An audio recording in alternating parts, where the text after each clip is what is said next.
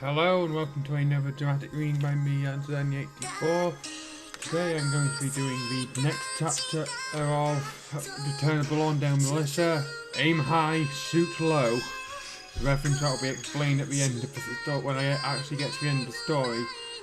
Back at Chicago, everything except what the ATF had codenamed Operation Samurai Sword. Why though?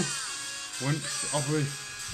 never mind. Several ATF agents disguised as Yakuza operatives are now at the warehouse and they have busted the Yakuza and the militia members. They have bought some members who decided to cooperate in exchange for immunity from prosecution. Wow, so it is possible for people to have bad guys to have morals in the Guerin verse, because all of his villains so far are pretty much just one note muhaha henchmen.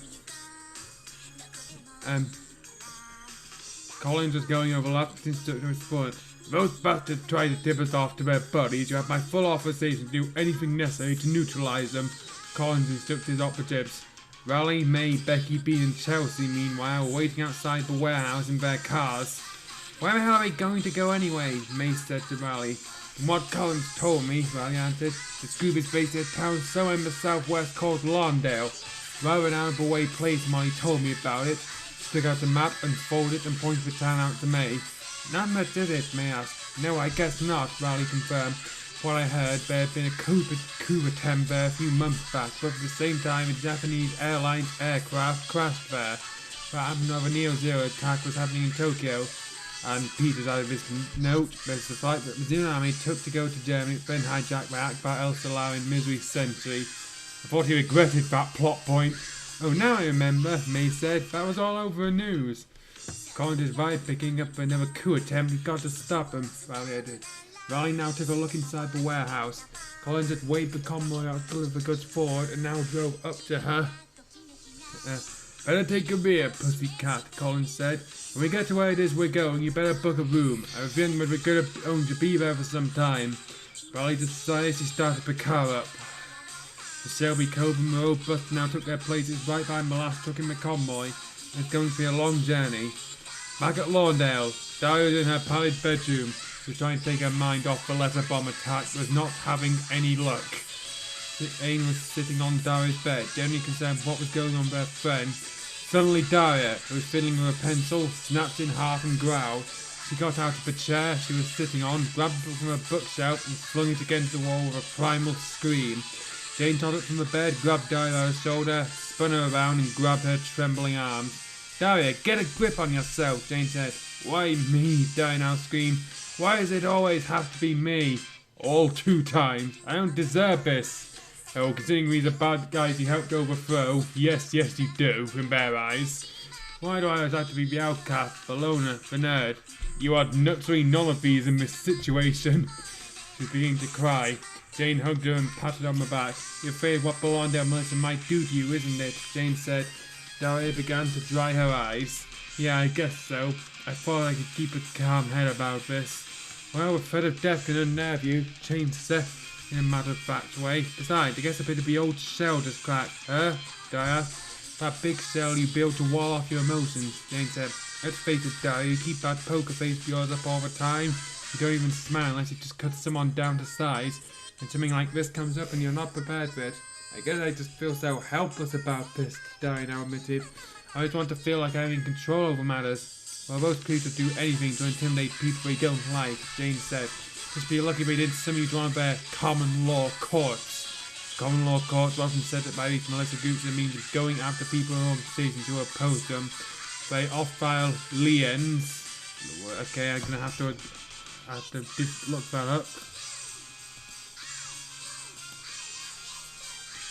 Right to keep possessed of property belonging to another person till a debt owed by that person is discharged against their property. There's a good article about this in the summer 1998. It's the Summer Property Law Centre for you. Read and open your eyes, Judge Peter. Okay, that seems... Well, I'm not going to be reading that. It's a back issue from 24 years ago. I feel a bit... It's better if I knew what was going on, Diane Oakmest. You know what's going on, man. Melissa wants to kill you. Tell you what, Jane Roberts, I'll call Trent and ask him if he can drive us to the ruins of the Lawndale Gun Club. If anything's happening there, we can then notify the authorities. Anthony Corley blew up the Lawndale Gun Club before he set out for his final attempt to take over Lawndale Misery Sensi. Okay, you explained this in the last chapter, and then you added a hand wave, they rebuilt it. You sure you want to risk that, Dyer? Hey, Trent won't see you get harmed, Jane implied. After all, I did save your life the first time. And Pete explaining what he already recapped in the prologue. Okay, I'm not going to read it again because I don't want to be Peter Gurin. I want to trust your intelligence and memory. Okay, I guess we'll check and see then, Dyer replied. Jane got on the cellular phone. Again, nobody calls it a cellular phone. It's a mobile phone, a cell phone, but never a cellular phone. Dyer kept up in her house, began to dial a number to her house. What? She's calling the same house? Trent's car was going down a private lane that led to ruins of the Lawndale Gun Club. Dyer and Jane remembered back. Dyer was nervous, didn't know she was getting herself into a trap. Nervous, Dyer? Trent cooed. Maybe a little bit, Dyer finally managed to force out. You should be a bit concerned yourself. Don't worry for me, Trent replied. I can take care of myself. When they got to the end of the lane, all three of them were shocked at what they saw. The gun club had been rebuilt, as we recounted last chapter. After annoyed reader, and designer. I guess that answers one question I had, Dyer blurted out. Trent stopped the car. All three of them came out and wearily approached the front door. Dyer rang the doorbell. A few seconds later, the door was answered by a brown-haired, clean-shaven man. Hello, the man said. What can I help you with? Well, Dyer said nervously, we're surprised to see that the gun club's rebuilt. Please let me introduce myself, the man said. My name is Armand Harmon. I'm a new president of the Lawndale Gun Club. I can assure you that nothing sinister is going on here. Our days when we were affiliated with the Lawndale Militia are over. I just want to get along with the community, not to take it over. I guess I owe you an apology then, Dyer said. No need to apologize, Armand said. If yourself, your parents, your friends, or my parents ever want to join, just give us a call. We just might, Dyer said. Thanks again for your trouble. Armand shook hands with the three of them and said, I'd better head back inside. We were having a special meeting. Sure, Dyer said. Have a nice day. CJ and Trent went back to Trent's car. As soon as Trent's car pulled away, Armand went back inside and went to a back room. Inside were a bunch of people in combat fatigues. What the hell was that all about? One of them asked. It was bad Morgendorfer bitch, growled Armand. She and her kooky friends were snooping around. I can assure everyone here that once we have retaken this town, she and her friends will be disposed of. Armand now took a jackknife that was on the table in front of him and threw it right at a picture of Dyer that was on the far wall. Well, I can at least applaud Peter for this. He actually managed to create a villain who could plausibly act as a real person. Because with Corley and Yoriko in the previous segment, they actually so cartoonish that you have to wonder why the police didn't arrest them sooner. Picture had a target painted on it. Of course, the jackknife went right between her eyes. It was early evening and the convoy arrived at the gates of the private lane for Lawndale Gun Club. Whether the ATF agents' cars, Opus and the Selby Cobra stayed behind now the convoy entered. Better not to attract too much attention in this matter. Well, you could see them from afar. That's probably good. You can still see them even if they don't enter. Besides, that jinxed it, Riley said. The Lawndale Militia is back in business. Based off what? Riley picked up her cellular phone again and called Bean in his car. Bean, you saw all that? Riley asked him. Saw all what? Everything, Bean replied. I guess we're going to be here for a while, Riley added. You bet, Bean said. Riley hung up when the phone rang. She answered to find out that Colin's on the line. I guess we're going to have to try and bust this joint, pussycat, Colin said. Riley grinned at. For the last goddamn time, Colin, stop calling me pussycat, Riley yelled into the phone. I guess he really should book some rooms for the night, Becky Fine said. That's what I intend to do, Riley said. She drove off, the others following her. Riley had gone to the first motel she could find, the Lawndale Inn. Of course, instead of using a real firm like Best Western, he decided to just go with the most generic name ever for a new location. It's one of those cheap motels where couples were having affairs when they didn't want to be noticed. Riley, May, Becky, Bean, Chelsea, Collins and the others booked rooms for the night.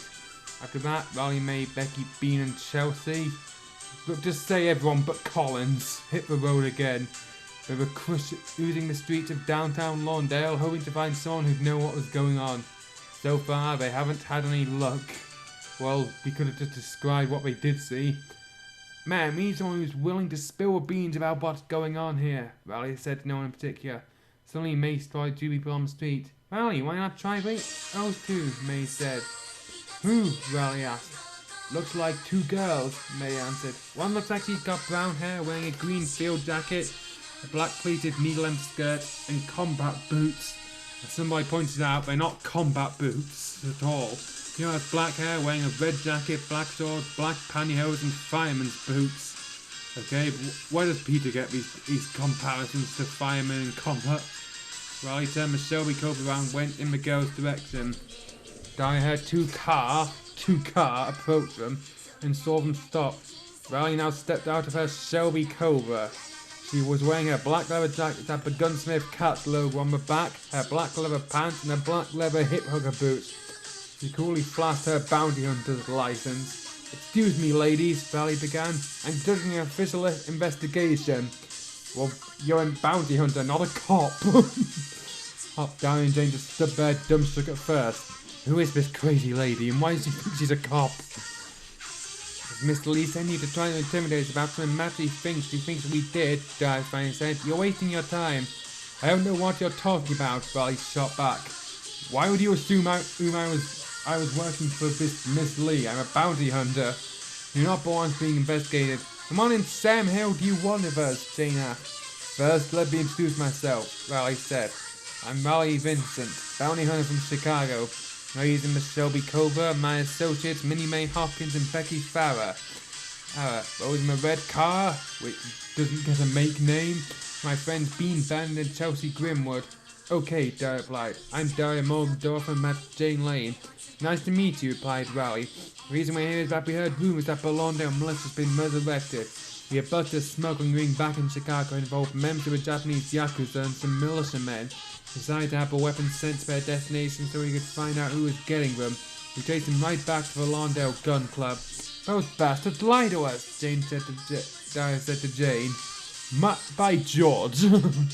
Were you there just now? Riley asked. Just a little while ago, Jane replied. Trent, who had entered the local music stop to get some more guitar strings, stepped out. Hey Janie, Dyer, who are these people? Trent asked. They say they're investigating the Lawndale Militia, Trent, Jane replied. Cool, was Trent replied. Oh, that's my brother Trent, Jane asked Riley.